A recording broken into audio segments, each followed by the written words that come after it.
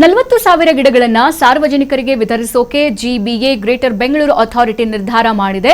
So ಇಲ್ಲಿ public private planting programme PPP ಮಾದರಿಯಲ್ಲಿ ಈ ಅಭಿಯಾನವನ್ನ ಮಾಡಲಾಗ್ತಿರುವಂತದ್ದು. ಜುಲೈ ಆಗಸ್ಟ್ ನಲ್ಲಿ ಗಿಡ ನೆಡುವ ಕಾರ್ಯಕ್ಕೆ ಕೃಷ್ಣ ಭೈರೇಗೌಡ ಚಾಲನೆ ಕೊಟ್ಟಿದ್ದಾರೆ. ಈ ಕುರಿತಂತೆ ಅಪ್ಡೇಟ್ ಸಿಗ್ತಾ ಇದೆ. ಟೆಂಡರ್ ಪ್ರಕ್ರಿಯೆಯಲ್ಲಿನ ಲೋಪಗಳ ಬಗ್ಗೆ ಸಚಿವರು ಅಸಮಾಧಾನವನ್ನು ವ್ಯಕ್ತಪಡಿಸಿದ್ದಾರೆ.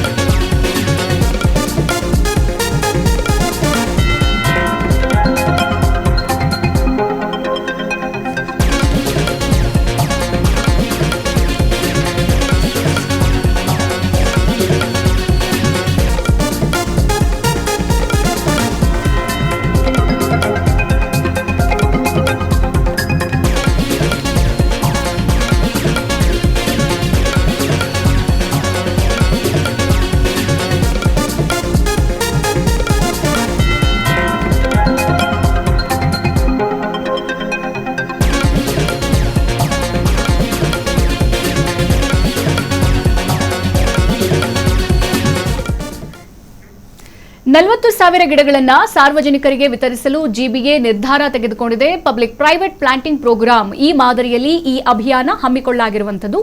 ಜುಲೈ ಆಗಸ್ಟ್ನಲ್ಲಿ ಗಿಡ ನೆಡುವ ಕಾರ್ಯಕ್ಕೆ ಸದ್ಯ ನಗರಾಭಿವೃದ್ಧಿ ಸಚಿವ ಕೃಷ್ಣ ಭೈರೇಗೌಡ ಚಾಲನೆಯನ್ನು ಕೊಟ್ಟಿದ್ದಾರೆ. ಟೆಂಡರ್ ಪ್ರಕ್ರಿಯೆಯಲ್ಲಿನ ಲೋಪಗಳ ಬಗ್ಗೆ ಸಚಿವರು ತೀವ್ರ ಅಸಮಾಧಾನವನ್ನು ವ್ಯಕ್ತಪಡಿಸಿದ್ದಾರೆ.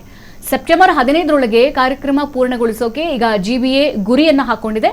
ಸದ್ಯ ಸಾರ್ವಜನಿಕರ ಸಮ್ಮುಖದಲ್ಲೇ ಗಿಡ ನೆಡುವ ಯೋಜನೆಯನ್ನು ಕೂಡ ಹಮ್ಮಿಕೊಂಡಿರುವಂತದ್ದು. ಗಿಡ ನೆಡುವ ಸ್ಥಳಗಳ ಬಗ್ಗೆ ಸಾರ್ವಜನಿಕರ ಅಭಿಪ್ರಾಯವನ್ನು ಕೂಡ ಇಲ್ಲಿ ಸಂಗ್ರಹ ಮಾಡಲಾಗುತ್ತೆ. ಗಿಡ ನೆಡುವ ಕಾರ್ಯಕ್ರಮ ಸಮರ್ಪಕವಾಗಿ ನಡೆಸೋಕ್ಕೂ ಕೂಡ ಸಚಿವರು ಸೂಚನೆಯನ್ನ ಕೊಟ್ಟಿದ್ದಾರೆ. 20 ದಿನಗಳ ಹಿಂದೆ ಕೃಷ್ಣ ಭೈರೇಗೌಡ ಸಭೆ ಮಾಡಿದ್ದು, ಇಂದು ಫಾಲೋ ಅಪ್ ಮೀಟಿಂಗ್ ಅನ್ನು ಕೂಡ ಮಾಡಿದ್ರು.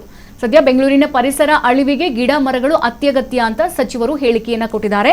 ಇವತ್ತು ಸಚಿವರು ಬರೀ ಹೇಳಿಕೆ ಮಾತ್ರ ಕೊಟ್ಟಿರೋದಲ್ಲ, ಅಲ್ಲಿದ್ದಂತಹ ಅಧಿಕಾರಿಗಳಿಗೆ ಕ್ಲಾಸ್ ತೆಗೆದುಕೊಂಡಿದ್ದಾರೆ. ಏನಂತ ಹೇಳಿದ್ದಾರೆ, ನೀವು ಜುಲೈ ಜೂನ್ ಬಂತು ಅಂತ ಅಂದ್ರೆ ನಾವು ಅಷ್ಟು ಗಿಡ ನೆಡ್ತೀವಿ, ಇಷ್ಟು ಗಿಡ ನೆಡ್ತೀವಿ, ಜಿಬಿಎ ಈ ಹಿಂದೆ ಇದ್ದಂತಹ BBMP ಸಮಯದಿಂದಲೂ ಕೂಡ ಹೇಳ್ಕೊಂಡು ಬಂದಿದ್ದೀರಲ್ಲ, ನೀವು ಹುಟ್ಟಿದ ಮೇಲೆ ನಿಮ್ಮ ಹುಟ್ಟಿದ ದಿನಾಂಕ ಬಂದಾದ್ಮೇಲೆ ಮಳೆಗಾಲ ದಿನಾಂಕ ಬದಲಾಗುತ್ತಾ ಎಂಬ ರೀತಿಯಲ್ಲಿ ಅಧಿಕಾರಿಗಳಿಗೆ ಕ್ಲಾಸ್ ಕೂಡ ತೆಗೆದುಕೊಂಡಿದ್ದಾರೆ. ಯಾಕಂತಂದ್ರೆ ಈ ಜುಲೈ ಆಗಸ್ಟ್ ಸಮಯ ಇದೆಯಲ್ಲ, ಯಥೇಚ್ಛವಾಗಿ ಮಳೆ ಬರುವಂತ ಸಮಯ. ಈ ಸಂದರ್ಭದಲ್ಲಿ ನೀವು ಗಿಡಗಳನ್ನ ಹೆಚ್ಚಾಗಿ ನೆಟ್ರೆ ಆ ಗಿಡಗಳು ಮರವಾಗಿ ಬೆಳೆಯುತ್ತೆ, ಸಮರ್ಪಕವಾಗಿ ಮಳೆ ಬರುತ್ತೆ, ಜೊತೆಗೆ ಬೆಂಗಳೂರು ತಂಪಾಗಿರುತ್ತೆ. ಸೊ ಈ ಎಲ್ಲ ಆಯಾಮದಲ್ಲೂ ನೀವು ಚರ್ಚೆಯನ್ನ ಮಾಡಬೇಕು. ಕೇವಲ ಹೆಸರಿಗೆ ಮಾತ್ರ ಮೀಟಿಂಗ್ ಮಾಡ್ತೀರಾ, ಫೋಟೋ ತಗೊಳ್ಳೋದಕ್ಕೆ ಪೇಪರಲ್ಲಿ ಫೋಟೋ ಬರಲಿ, ಶೋ ಆಫ್ ಮೀಟಿಂಗ್ ಮಾಡಿ ಏನ್ ಯೂಸ್ ಅಂತ ಹೇಳ್ಬಿಟ್ಟು ಸದ್ಯ ನಗರಾಭಿವೃದ್ಧಿ ಸಚಿವರು ಅಧಿಕಾರಿಗಳಿಗೆ ಹೆವಿ ಕ್ಲಾಸ್ ಅನ್ನು ಕೂಡ ತೆಗೆದುಕೊಂಡಿದ್ದಾರೆ. ನೀವು ಹೇಳಿ ಕೇಳಿ ಬರೀ ಹೇಳೋದು ಮಾತ್ರ ಅಲ್ಲ, ಈಗ 64,000 ಗಿಡಗಳನ್ನ ನಾವು ಬೆಂಗಳೂರಲ್ಲಿ ನಡಬೇಕು. ಇವಾಗ ಒಳ್ಳೆ ಸಮಯ, ಮಳೆ ಬರುತ್ತೆ, ತಂಪಾದ ವೆದರ್ ಇರುತ್ತೆ. ಈಗ ನಡೋದ್ರಿಂದ ಗಿಡಗಳು ಹುಟ್ಕೊಳ್ಳುತ್ತೆ, ಸಾಯೋದಿಲ್ಲ. ನೀವು ಬರಗಾಲದ ಸಂದರ್ಭದಲ್ಲಿ ನವೆಂಬರ್ ಡಿಸೆಂಬರ್ ಅಲ್ಲಿ ಗಿಡ ನೆಟ್ಟರೆ ಗಿಡ ಬದುಕುತ್ತಾ? ಅದು ಕೂಡ ನೀರು ಯಾರು ಹಾಕ್ತಾರೆ? ಸೊ ಎಲ್ಲ ಆಯಾಮದಲ್ಲೂ ಕೂಡ ಅಧಿಕಾರಿಗಳಿಗೆ ಚಳಿ ಬಿಡಿಸಿದ್ದಾರೆ ಕೃಷ್ಣ ಭೈರೇಗೌಡರು. ಈಗ 64,000 ಗಿಡಗಳನ್ನ ಬೆಂಗಳೂರಿನಲ್ಲಿ ನಡಬೇಕು ಅಂತಲೂ ಕೂಡ ಹೇಳಿಕೆ ಕೊಟ್ಟಿದ್ದಾರೆ.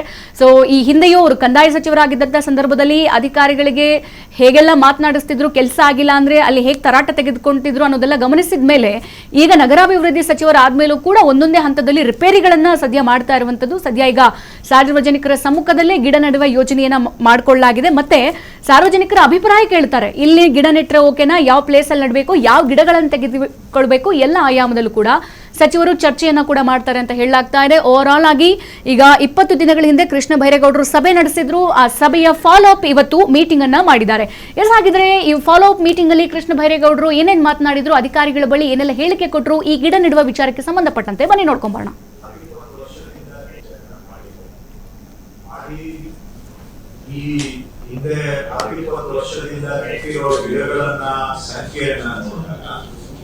ಬೆಂಗಳೂರಿನಲ್ಲಿ ಟ್ರೀ ಸೆನ್ಸಸ್ ಪ್ರಕಾರ ಇರುವ ಮರಗಳ ಸಂಖ್ಯೆ ನೋಡಿದಾಗ ಮತ್ತು ಐತಿಹಾಸಿಕವಾಗಿ ಬೆಂಗಳೂರಿನಲ್ಲಿ ನೆಟ್ಟಿರುವಂತಹ ಗಿಡ ಮರಗಳ ಸಂಖ್ಯೆ ನೋಡಿದಾಗ ಒಂದಕ್ಕೊಂದು ಎಲ್ಲೂ ಕಾರ್ಯ ಬರ್ತಾ ಇಲ್ಲ.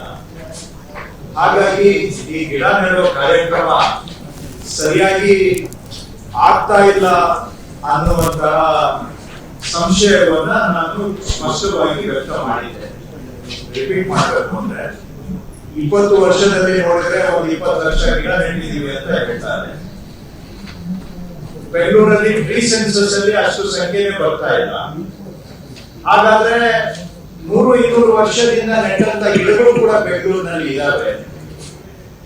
ಆ ಅವುಗಳನ್ನೆಲ್ಲ ತುಲನೆ ಮಾಡಿದಾಗ ನೆಟ್ಟಂತಹ ಗಿಡ ಎಲ್ಲೋಯ್ತು ಅನ್ನುವಂತಹ ಪ್ರಶ್ನೆಯನ್ನ ನಾನು ಮಾಡಿದ್ದೆ.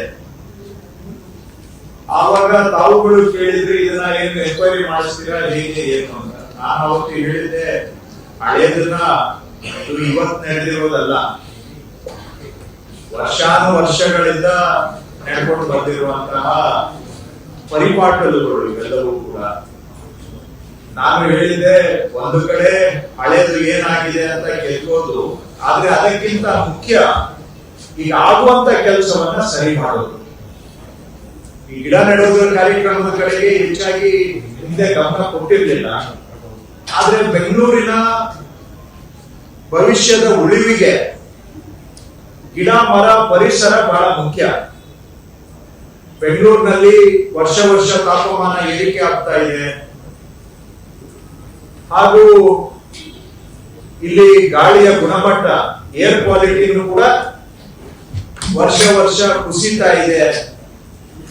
ಇವೆರಡೂ ಸುಧಾರಣೆ ಆಗ್ಬೇಕಾದ್ರೆ ಗಿಡ ಮರಗಳು ಸ್ವಲ್ಪ ಮಟ್ಟಿಗೆ ನಮ್ಗೆ ಸಹಾಯ ಆಗ್ತವೆ. ಅದರ ಜೊತೆಗೆ ಬೆಂಗಳೂರಿನ ಸೌಂದರ್ಯ ಹೆಚ್ಚಬೇಕಾದ್ರೂ ಕೂಡ ಗಿಡ ಮರಗಳು ನಮ್ಗೆ ಸಹಾಯ ಆಗುತ್ತೆ. ಹಾಗಾಗಿ ಗಿಡ ನೆಡೋದು ನಮ್ಮ ಜಿಬಿಎ ಮತ್ತು ಪಾಲಿಕೆಗಳ ವತಿಯಿಂದ ಒಂದು ಸಣ್ಣ ಕಾರ್ಯಕ್ರಮ ಆದ್ರೂ ಕೂಡ ಬೆಂಗಳೂರಿನ ಭವಿಷ್ಯಕ್ಕೆ ಇದು ಒಂದು ಅವಶ್ಯಕ ಕಾರ್ಯಕ್ರಮ. ಸೊ 20 ದಿನದಿಂದ ಇದ್ರ ಬಗ್ಗೆ ಸಭೆ ಮಾಡಿ ಅಲ್ಲಿಗೆ ಬಿಡ್ಲಿಲ್ಲ ನಾನು. ಇವತ್ತು ಅದಕ್ಕೆ ಫಾಲೋ ಅಪ್ ಮೀಟಿಂಗ್ ಅನ್ನ ಇಟ್ಕೊಂಡು ಈ ವರ್ಷ ಗಿಡ ನೆಡುವಂತ ಕಾರ್ಯಕ್ರಮ ಹಿಂದಿನ ವರ್ಷಗಳಲ್ಲಿ ನಡೆದಾಗೆ ಬರೀ ಪುಸ್ತಕದಲ್ಲಿ ಕಾರ್ಯಕ್ರಮ ಆಗುವಂತಹದ್ದು ಆಗಬಾರದು. ಮಕ್ಕಿ ಲೆಕ್ಕ ಕೊಟ್ಟು ಮಾಡಿದೀವಿ ಅಂತೇಳಿ ಕೈ ತೊಳ್ಕೊಳ್ಳುವಂತಹದ್ದು ಆಗಬಾರದು. ಈ ವರ್ಷ ಗಿಡ ನೆಡುವಂತ ಕಾರ್ಯಕ್ರಮ ಸಮರ್ಪಕವಾಗಿ ಆಗ್ಬೇಕು ಅಂತೇಳಿ ಇವತ್ತು ನಾನು ಎಲ್ಲ ನಮ್ಮ ಅಧಿಕಾರಿಗಳು ಹಾಗೂ ಜಿಬಿಎನ ಅರಣ್ಯ ಅಧಿಕಾರಿಗಳು, ಅವರ ವಿಭಾಗದ ಎಲ್ಲ ಅಧಿಕಾರಿಗಳ ಜೊತೆಗೆ ಸಭೆ ಮಾಡಿದ್ದೇನೆ. ನಾವು ಕೆಲವು ತೀರ್ಮಾನಗಳನ್ನ ಇವತ್ತಿನ ಸಭೆಯಲ್ಲಿ ತಗೊಂಡಿದ್ದೇವೆ. ಈ ವರ್ಷ ಅವರು ಆಯುರ್ವೇದದಲ್ಲಿ ಅವಕಾಶ ಮಾಡಿಕೊಂಡಿರೋದ್ರ ಪ್ರಕಾರ 64,000 ಗಿಡಗಳನ್ನ ನೆಡೋದಿಕ್ಕೆ ಈ ವರ್ಷ ಅವಕಾಶ ಇದೆ ಆಯುರ್ವೇದದಲ್ಲಿ, 5 ಪಾಲಿಕೆಗಳು ಸೇರಿ. ಅದಲ್ಲದೆ 40,000 ಗಿಡ ಯಾರಾದ್ರೂ ಸಾರ್ವಜನಿಕರು ಕೇಳಿದ್ರೆ ಅವರಿಗೆ ಉಚಿತವಾಗಿ ವಿತರಣೆ ಮಾಡೋದಕ್ಕೆ ಅವಕಾಶ ಇದೆ. 64,000 ಗಿಡ ನೆಟ್ಟು ಕನಿಷ್ಠ 3 ವರ್ಷ ಪೋಷಣೆ ಮಾಡುವಂತಹ ಜವಾಬ್ದಾರಿ ಪಾಲಿಕೆ ಮೇಲೆ ಇರುತ್ತೆ. ಅದರಲ್ಲಿ 64,000 ಇದೆ. ಅದಲ್ಲದೆ ಸಾರ್ವಜನಿಕರ ಮನವಿಯ ಮೇರೆಗೆ ವಿತರಣೆ